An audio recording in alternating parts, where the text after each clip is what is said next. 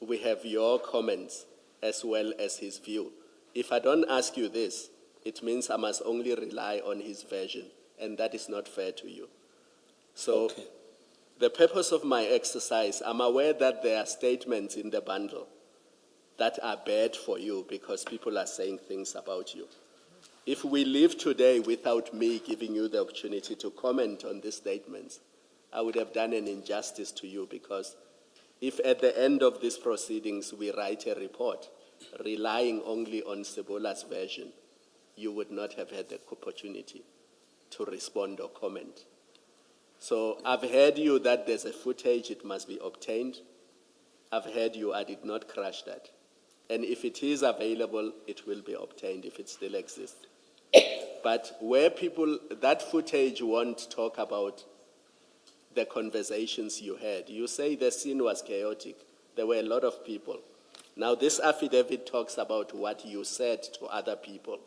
Now I'm asking you, did you or did you not say that? Now look at Mahana, paragraph 9. When he was asked why he did not mention his own station to Sergeant Ndo, than lying that he's from the Hawks. So Mahana must have said to Sergeant Ndo that he's from the Hawks. He still could not give reasons why. And on the question why they were chasing uniformed police officers on the scene, his answer was that he was thinking that it was his scene. It goes back to Commissioner Baloyi's question. Once proper police officers are there, why are they being chased away? Do you want to comment? Sorry, was the question? I want you to comment on the contents of that paragraph. 9. It is true or it is not true? Yes.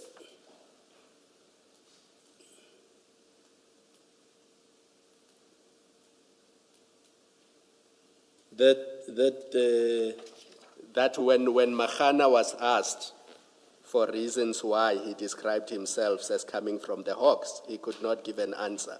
And on the question why he was chasing uniformed police officers on the scene, his answer was that he was thinking that it was his scene. In other words, he had the right to chase away other police officers. No, this is wrong. It did not happen. It did not happen. And when he was asked if he does know drugs, his answer was he did not know drugs. And when he was asked why he was loading them, on why was he loading what he does not know, his answer was he suspected that the consignment could be drugs. Do you see that? I see that, Commissioners. And then it continues with the other people. So it's the same theme that the police officers who arrived there say, this is how you, Mahana, and whoever you were with behaved. Now, my last question is, Mr. Nku, are you aware? Now, my last question is, Mr. Nku, are you aware that he was found with large amounts of hard cash on him on the day in question? I'm aware that he was found with 60,000. 60,000 rands. Now, were you aware that he was carrying that amount of cash on the day? I was not aware. Did he tell you what that amount was for? No. Now that you know that he was carrying that much amount of cash, as a police officer, what do you think it was for?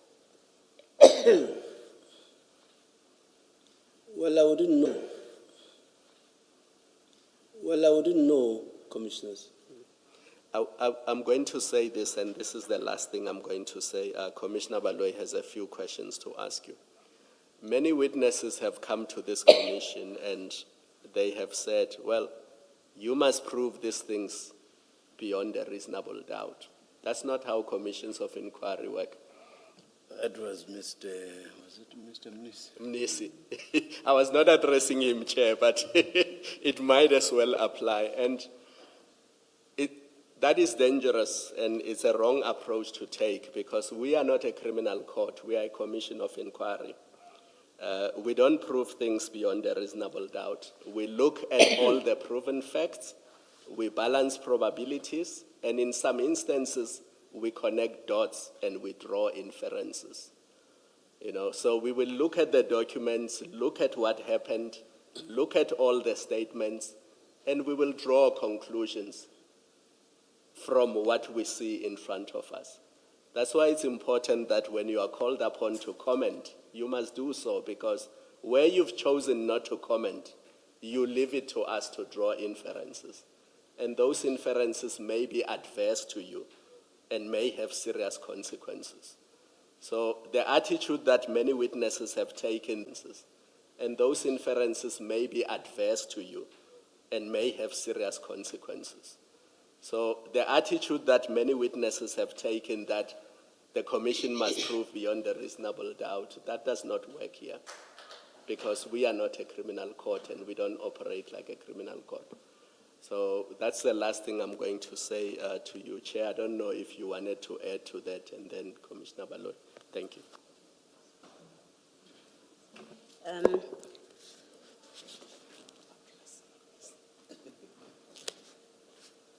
Sorry, Chief, it's not a question so much from me.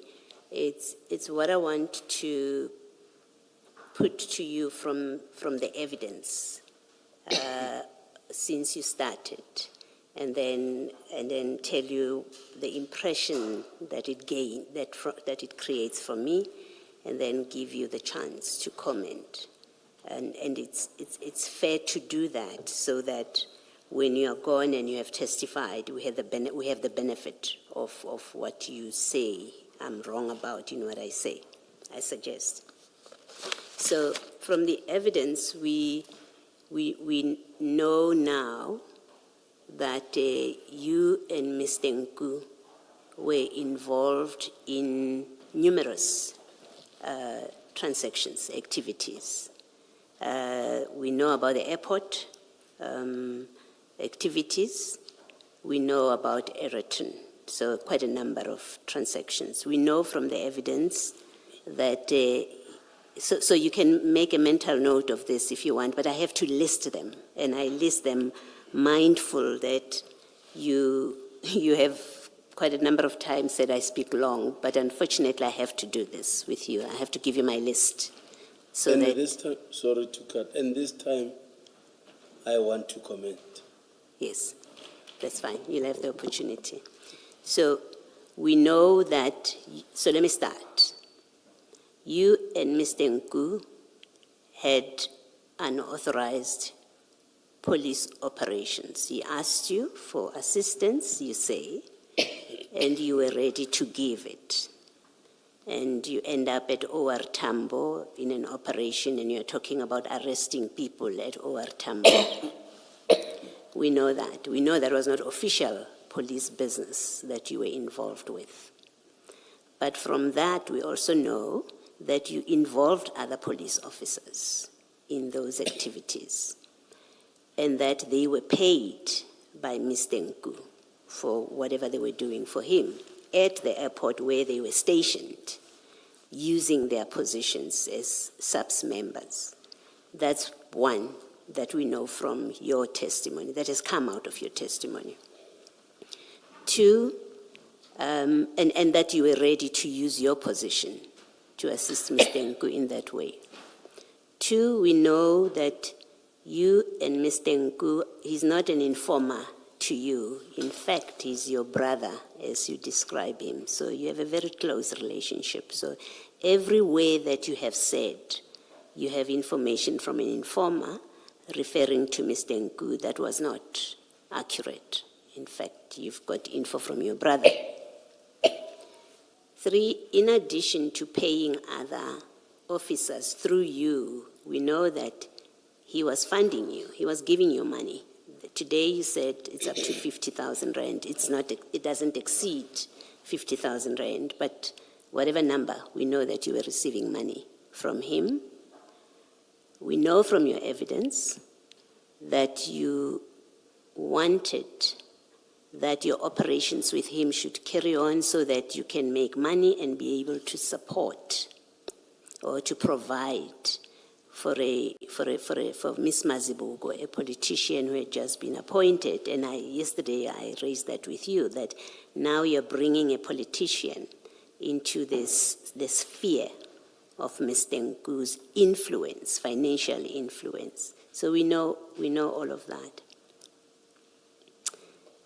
and come to the Eraton bust, you in that operation, you did not inform your superiors, just like you did with the airport ones, the other operations. Your superiors didn't know that you have this operation until you got arrested. That's when they come to know that you're involved in an operation. The impression that this gives, to me at least, is that you are, let me make it present, that you are in fact part of a network with Mr. Nku, at the very least just Mr. Nku. But we've seen that Mr. Nku deals with others as well, where your information is forwarded to others, your messages and their messages, they come to you, they tell you someone didn't get on the flight at Amsterdam and all of that. So you are part, I put to you for your comment, that the appearances here is you are part of a criminal network, and you may possibly still be part of a criminal network that is involved in off-the-books, in fact, let me not call it off-the-books subs operations because it's as if it is subs operations. You are involved in unlawful activities, you personally, with Mr. Nku, who, from the WhatsApp messages that we have seen, is involved in activities that involve drug trafficking. You are involved in involving other police officers in unlawful activities at Mr. Nku's instance and funded by Mr. Nku. All of that, I want to say to you, suggests or gives appearances that you are part of a criminal network or a network of criminals who deal in illegal activities that include drug trafficking, that include arrests of people without proper authorization at the airport. You wanted to arrest Kensani. That includes spying on people's vehicles. That includes you inquiring with investigating officers about exhibits because Mr. Nku wants that. It places you very badly as being involved in a criminal network. And I would like you to comment. That's the impression I have right now, having listened to the evidence. And I'm putting it to you so that you can respond or comment if you want to, and maybe I will recheck this my impression of it. If you don't comment, and in fairness to you, I have to say that to you, if you say I have no comment, then the last impression that I'm left with at the end of your evidence is that you are part of a criminal network that is engaged in the various activities that we have discussed. I stop there. You can comment if you wish. You have said you would like to comment, and I would like to hear your comment. Thank you, Commissioners.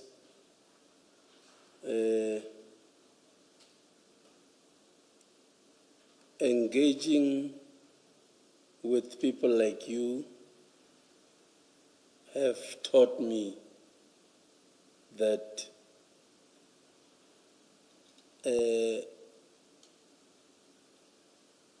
as a human being, you need to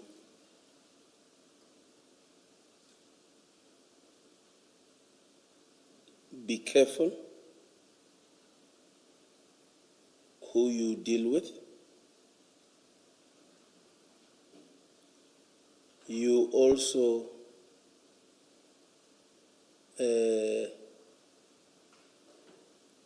need to learn more of, let me say, your work. And then,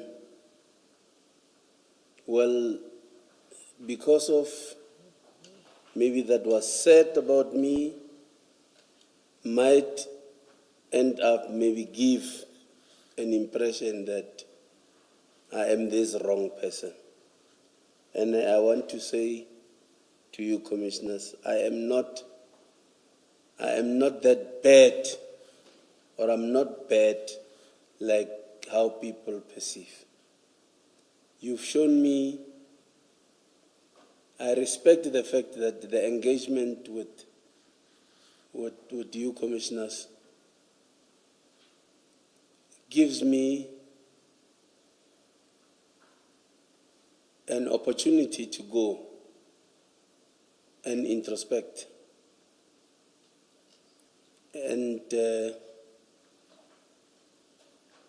I want to also, or I wish to also, clear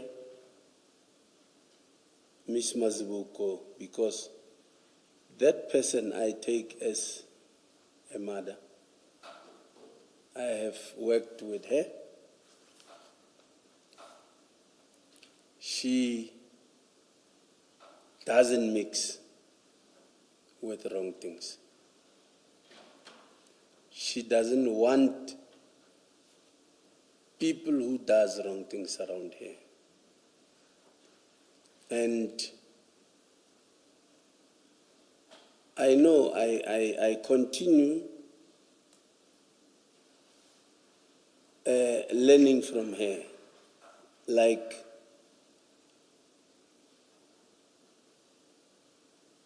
she has taught me life. She has taught me how to respect people. I know I am this militant, I know. But then other people interpret it wrongly to say, or mistaken it for arrogance. I am not like that. If maybe I also gave the picture to the commissioners or the sitting, I want to humbly apologize, because I have learned a lot from the sitting. And I am happy that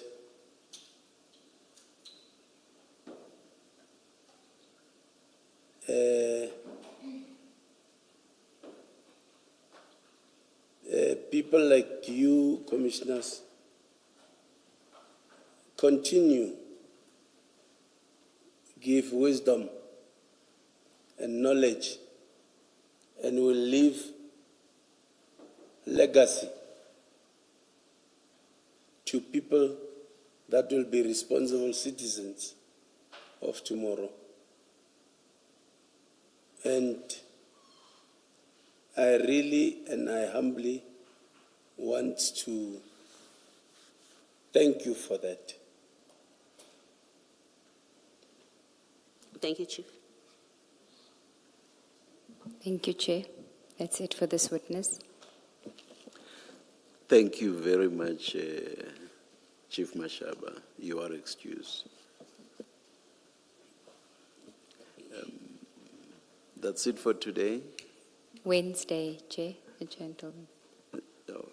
Let's adjourn and resume at 9:30 on Wednesday, 17 June 2026. Let's adjourn.